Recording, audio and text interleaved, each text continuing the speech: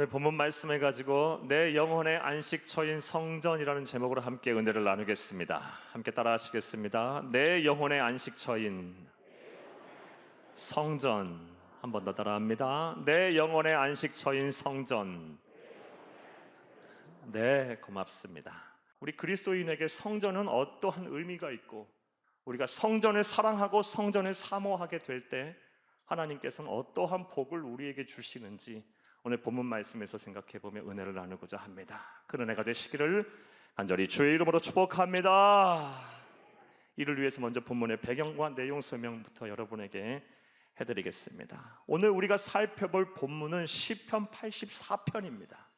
시편 84편을 우리가 이해하는 데 있어서는 먼저 시편 84편의 시작을 알리는 아주 작은 글씨인 표제를 먼저 살펴보아야 할 줄로 믿습니다. 먼저 표제를 함께 읽겠습니다. 고라 자손의 시 인도자를 따라 깃딧에 맞춘 노래라는 표제가 여러분 성경에 보면은 이렇게 기록이 되어 있을 것입니다. 그러니까 시편 84편의 저자는 고라 자손이라는 겁니다. 성령의 영감을 받은 이 고라 자손들이 이 시편 84편을 썼고, 그리고 이 시편 84편을 온 회중이 함께 부를 때에는 인도자를 따라서 깃딧이라는 악기는 오늘날 기타와 유사한 고대 현악기입니다. 이 현악기 반주에 맞춰서 먼저 인도자가 선창을 하고 그리고 나서 다 함께 합창을 하는 방식으로 이 시편 84편을 부르라라고 설명을 한 것입니다. 자, 그렇다면 또 생각해 보겠습니다. 이 시편 84편의 저자인 고라 자손들은 어떠한 사람들이었을까요? 고라에 대한 이야기는 민수기서 16장 말씀에 나옵니다. 민수기서 16장 말씀에 보면 고라는 레위의 증손이며 모세와 아론과 사촌지간이었습니다. 그러니까 족보상으로 볼 땐 모세와 아론과 이 고라가 같은 학렬에 있는 사람들입니다. 그런데 우리 하나님께서 출애굽한 이후 광야에서 성막을 세우시고 그리고 성전의 전신인 성막을 세우시고 제사와 제사장의 규례를 정하신 후에 이 아론과 그의 자녀들을 향해서 제사장의 직분을 맡기셨습니다. 그리고 고라와 그의 자손들에게는 제사장이 아닌 성전에서 봉사하는 직임을 맡기셨습니다. 그러다 보니 이 고라와 그의 자손들이 불만이 생겼습니다. 족보상으로 볼 땐 모세와 아론과 내가 같은 학렬에 있고 그리고 다 같은 레위 자손인데 왜 우리는 제사장이 되지 못하고 왜 우리는 성전에서 봉사하는 일을 맡아야 하느냐라고 불만이 생겼습니다. 그래서 고라와 또 다단과 아비람과 온 등이 주동이 되고 그들이 250명이라는 사람을 선동해서 모세와 아론을 대항하는 일을 벌입니다. 이 사건이 바로 민수기서 16장에 나옵니다. 그런데 하나님께서는 이들의 행동을 아주 못마땅하게 여기셨습니다. 그리고 진노하셨습니다. 그리고 아주 무섭도록 엄하게 심판하셨습니다. 민수기서 16장 31절 이하의 말씀에 보게 되면 이 고라와 다단과 아비람과 온는 어떻게 심판하셨냐? 땅이 갈라져서 그 땅이 마치 입을 벌리듯이 땅이 갈라져서 그들이 그곳에 다 빠져버렸어요. 그리고 성경 말씀에 보면 그들이 스올에 빠졌다라고 얘기해요. 지옥에 떨어졌다고 표현을 하고 있습니다. 그렇게 해서 그들은 다 죽었고 그리고 그들과 함께 했던 250명의 사람들은 하늘에서 불이 내려와서 다 태워 죽여버리셨습니다. 사랑하는 여러분, 우리는 고라와 그의 자손들의 이런 모습을 타산지석으로 우리가 삼아야 합니다. 사랑하는 여러분, 하나님께서 우리에게 맡기신 일 가운데 귀하지 않은 일이 없습니다. 어떠한 일이든 간에 다 귀한 일입니다. 사람들 앞에 보이는 일이든 사람 앞에 보이지 않는 일이든 눈에 띄는 일이든 그렇지 않은 일이든 하나님께서는 크고 작음을 떠나서 맡기신 일이라는 거, 하나님께서 맡기신 일들은 다 귀하고 소중한 것임을 믿으시기를 간절히 바랍니다. 할렐루야. 어떤 분들은 왜 나에게 이런 직임을 맡겼는가? 왜 나에게는 이것밖에 안 맡겼는가? 이거 해봐야 드러나지도 않고 이거 해봐야 보이지도 않는데 왜 이런 일을 맡겼는가라고 이렇게 생각을 하고 계시는 분도 계시고, 또 어떤 분들은 그런 일들을 행하시는 분들을 향해서 당신들은 하지도 않으면서 너는 왜 그런 일을 하냐고, 왜 그것밖에 못하냐고 막 이렇게 어렵게 하시는 분들이 종종 교회 안에 있습니다. 사랑하는 여러분, 우리가 하나님께서 우리에게 맡겨주신 일들은 사람을 보고 하는 일이 아니라 하나님을 보고 하는 일입니다. 사람이 인정해주지 않는다 할지라도 하나님이 인정하시면 되는 것입니다. 할렐루야! 시험 들 이유도 없고 낙심할 필요도 없고 불평과 불만을 가질 필요도 없어요.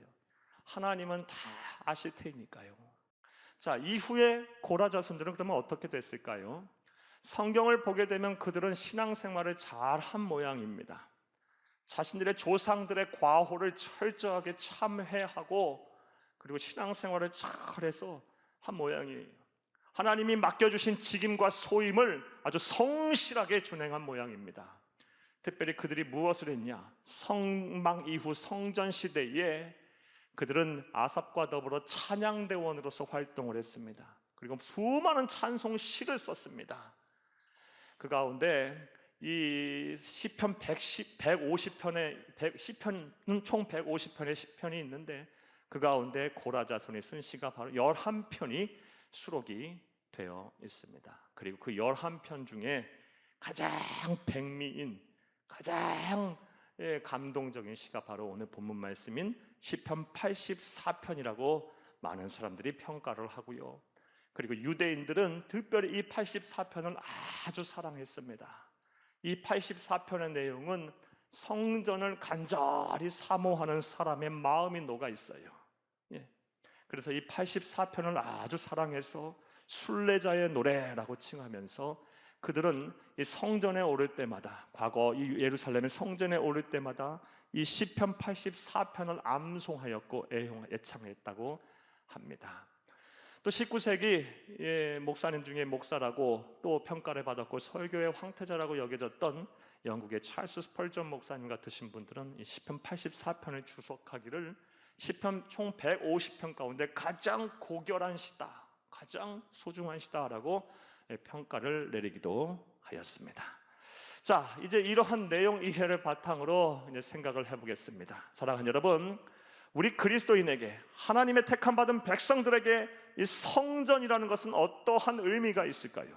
그리고 성전을 사랑하고 사모하는 자에게는 하나님께서 어떠한 복을 주실까요? 자, 이제부터 따라하시겠습니다. 첫째로, 따라합니다. 첫째로, 하나님의 임재가 있는 곳입니다. 성전은 곧 하나님의 임재가 있는 곳이라는 것입니다. 자, 오늘 본문 말씀 시편 84편을 보게 되면 이 시편 84편의 저자인 고라 자손들은 이 성전을 가리켜서 다양한 언어로, 다양한 시적 표현으로 바꾸어가며 표현을 하고 있는 것을 보게 됩니다. 오늘 본 말씀 1절과 2절을 함께 읽겠습니다. 만군의 여호와여, 주의 장막이 어찌 그리 사랑스러운지요. 내 영혼이 여호와의 궁정을 사모하여 쇠약하며 내 마음과 육체가 살아계시는 하나님께 부르짖나이다. 아멘. 사랑하는 여러분, 시인들은 이 성전을 가리켜서 1절 말씀에는 주의 장막이라고 표현을 했고 2절 말씀에는 여호와의 궁정이라고 표현을 했습니다. 그리고 우리가 읽지는 않았지만 4절 말씀에 보면 주의 집이라고 표현을 했고 또 읽지는 않았지만 10절 말씀에 보게 되면 주의 궁전이다 라고 이렇게 표현을 했습니다. 그러니까 종합을 해보면 이 성전을 가리켜서 이렇게 다양하게 표현한 이 말들을 다 이렇게 종합을 해보면 이 성전은 곧 주의 장막이고 주의 궁정이고 여호와의 궁정이고 주의 집임을 볼 때 이 성전은 곧 하나님께서 거하시는 집, 하나님이 계시는 집이라고 해석을 할 수가 있습니다. 다시 말해서 성전은 곧 하나님께서 임재하시는 특별한 장소이자 구별된 공간이라는 사실을 우리는 믿어야 할 것입니다. 할렐루야! 구약 성경을 보게 되면 하나님께서 임재하실 때는 항상 예루살렘의 성전에서 예배드리고 찬양드리고 함께 경배하고 제사 드릴 때 임하셨어요. 그전에는 성막이었고요. 특별하게 물론 개개인에게도 임하셨을 때가 있습니다. 소명을 주실 때, 특별한 예언자적 소명을 주고 선지자적 소명을 주실 때, 특별한 하나님의 뜻을 전달할 때는 개개인에게도 임하기도 했지만, 공동체가 함께 모여서 성막을 이루고 또 성전을 이루어가며 하나님께 예배하고 경배하고 공동체적인 신앙을 할 때 하나님의 영이 임하셨습니다. 특별하게 임하셨습니다. 할렐루야! 따라서 이 성전은 하나님께서 임재하시는 특별한 공간임을 우리는 믿어야 할 것입니다. 그런데 또 말씀을 여기까지 듣고 다음같이 생각하시는 분도 계실 것입니다. 그거는 목사님 구약시대의 이야기잖아요. 지금 우리는 신약시대, 성령의 시대를 살고 있지 않습니까? 라고 말씀하시는 분이 계실 것입니다. 네, 맞습니다. 우리는 구약시대 백성이 아니고 예수님 이 땅에 오신 이후 부활하고 승천하시고 이 보내신 성령을 보내신 이 시대, 즉 신약시대 성령의 시대를 살고 있습니다. 말씀드렸다시피 구약시대에는 예루살렘의 성전이라는 곳에서 함께 모여서 이 예배드리고 하나님께 제사 드릴 때 하나님의 영이 임하였습니다. 그래서 하나님의 임재를 체험하려면 반드시 성전에 모여야만 했어요. 예루살렘 성전에 모여야만 했고, 그리고 예루살렘의 성전에 모이기 어려운 이 분들은, 멀리 떨어져 있는 분들은 반드시 예루살렘의 성전을 향하여 기도해야만 했고 예배드려야만 했어요.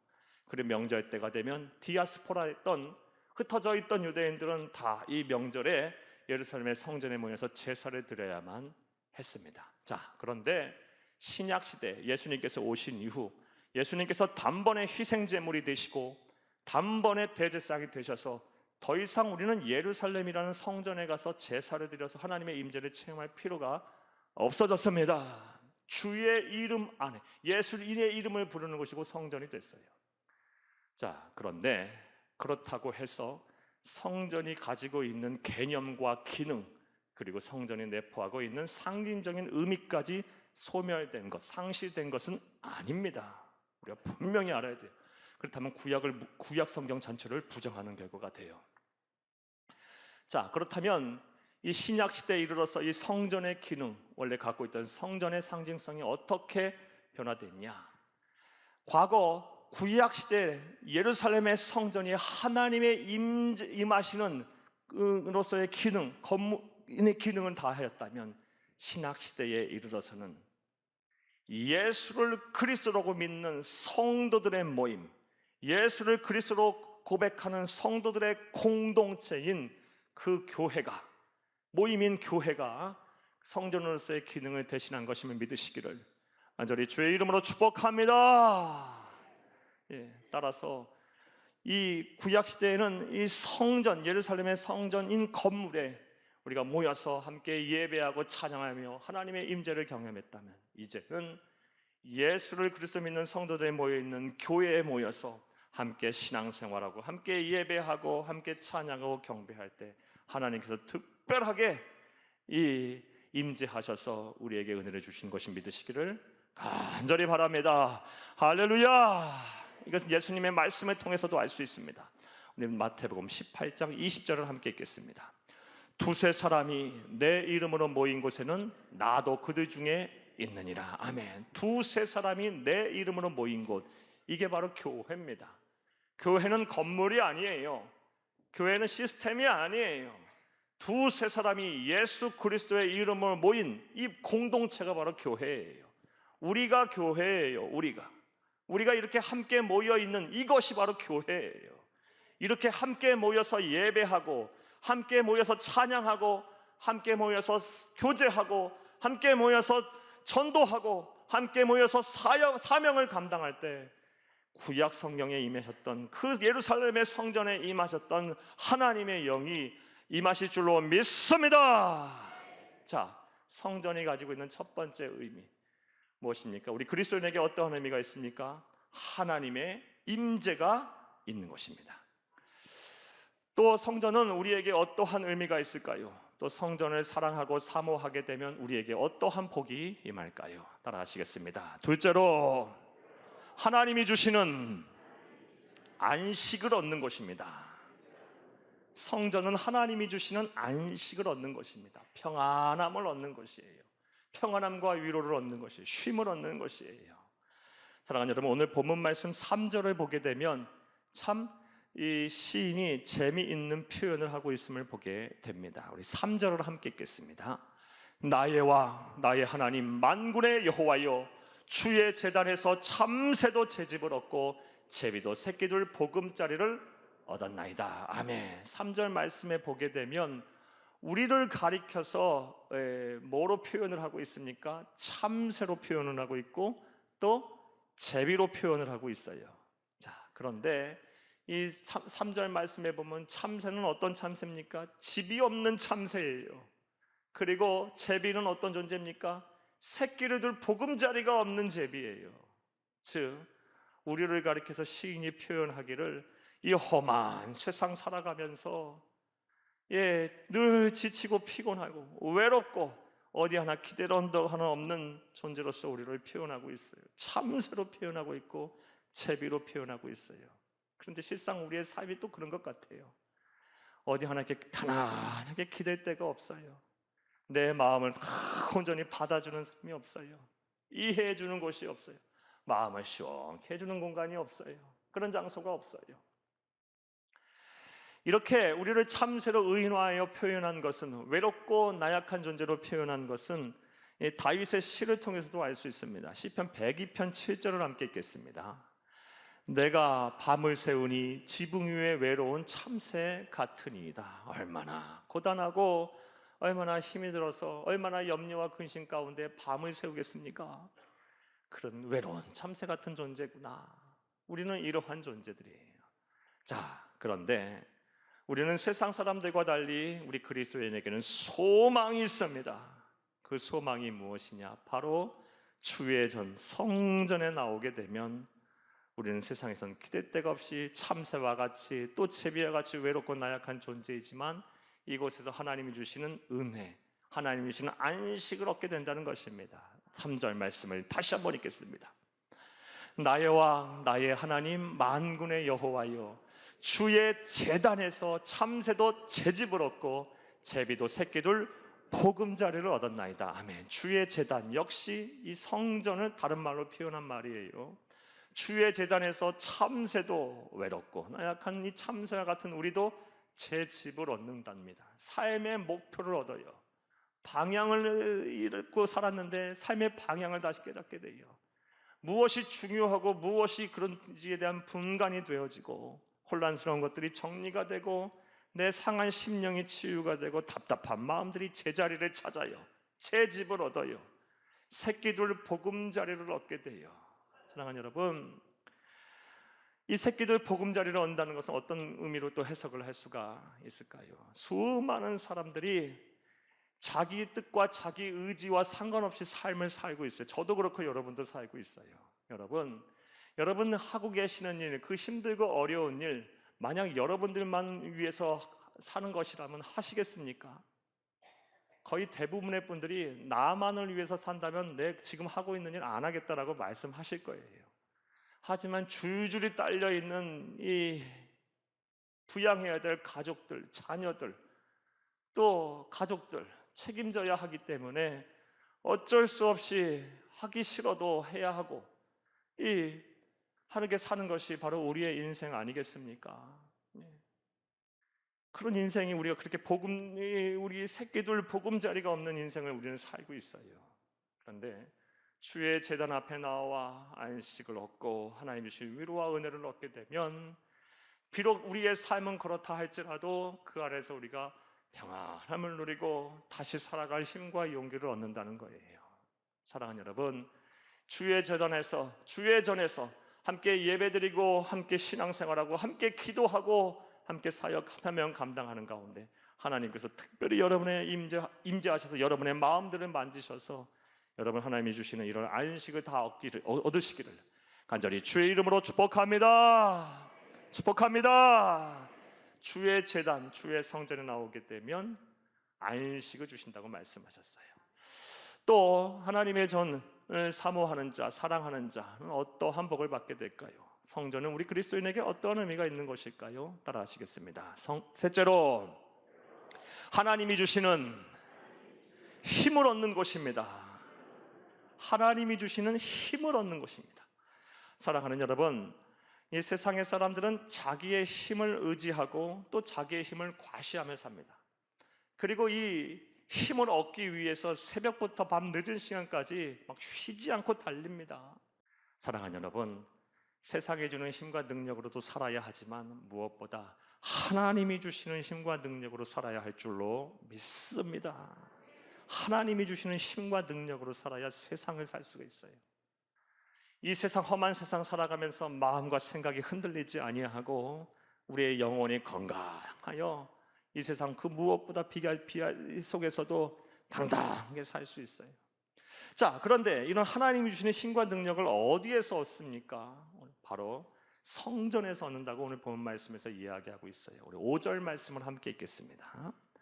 주께 힘을 얻고 그 마음의 시온의 대로가 있는 자는 복이 있나이다. 아멘. 앞뒤 문맥을 이제 저를 다 생략해서 그런데 성전, 주의 전, 주의 궁전, 여호와의 궁전, 주의 집, 주의 제단을 사모하고 살아가는 자는 주께 힘을 얻는답니다. 예, 주가 주시는 힘을 주신다는 거예요.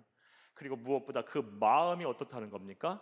시온의 대로가 있게 하신답니다. 여러분, 시온의 대로는요, 여유롭고 넉넉한 마음이에요. 예, 거칠 것 없는 마음이에요. 예, 세상 어떤 일이 있던 간에 눈 하나 깜짝하지 않을 그런 마음이에요. 우리 그리스도인은 이런 마음을 가져야 하지 않을까요? 예, 세상이 어떻게 돌아가든 간에 구속한 주가 내 앞에 계시기에 걱정과 근심이 없고 참된 자유와 만족과 평안을 누리며 사는 삶을 우리는 살아야 되지 않겠습니까? 이런 시온의 대로가 여러분 마음 가운데 활짝 열려 있기를 간절히 주의 이름으로 축복합니다. 자, 심지어 6절과 7절 말씀에 보면 더 큰 위로와 복, 더 큰 힘을 주신다고 약속을 하고 계십니다. 우리 6절과 7절도 읽겠습니다. 그들이 눈물 골짜기로 지나갈 때에 그곳에 많은 샘이 있을 것이며 이른 비가 복을 채워주나이다. 그들은 힘을 얻고 더 얻어 나아가 시온에서 하나님 앞에 각기 나타나리이다. 여호와의 성전, 주의 전, 주의 궁전, 주의 집을 사모하고 사랑하는 자든 그들은 눈물 골짜기로 지나갈 때에 많은 샘이 있게 하실 것이고 이른 비가 내려서 복을 채워준답니다. 네. 예, 사랑하는 여러분, 그래서 더 힘을 얻고 나아가 시온에서 하나님 앞에 나 자신 떳떳하게 드러난답니다. 오늘 본 말씀 10절 말씀에 보면 고라 자손들이 다음과 같이 이 신앙 고백을 하고 있습니다. 주의 궁전에서의 한날이 다른 곳에서의 첫날보다 나은즉 악인의 장막에 거하는 것보다 성전 문지기로 있는 것이 좋사오니. 이 애절한 이 성전을 사랑하고 사모하는 이 시인들의, 이 신앙인들의 이 고백이 담겨 있어요. 주의 집에 거하는 것이 단 하루라도 있으면 좋겠다. 다른 곳에 있는 첫날보다 더 낫다. 다른 곳에서 부귀영화를 누리는 것보다 나는 성전 문지기로 있는 것이 더 감사하고 더 기쁘다. 라는 이 시인의 고백, 우리의 고백이 되어야 할 줄로 믿습니다. 사랑하는 여러분, 우리 그리스도인에게서 세상의 부귀영화를 누린다 한들 하나님이 없다면 아무것도 아닌 것입니다.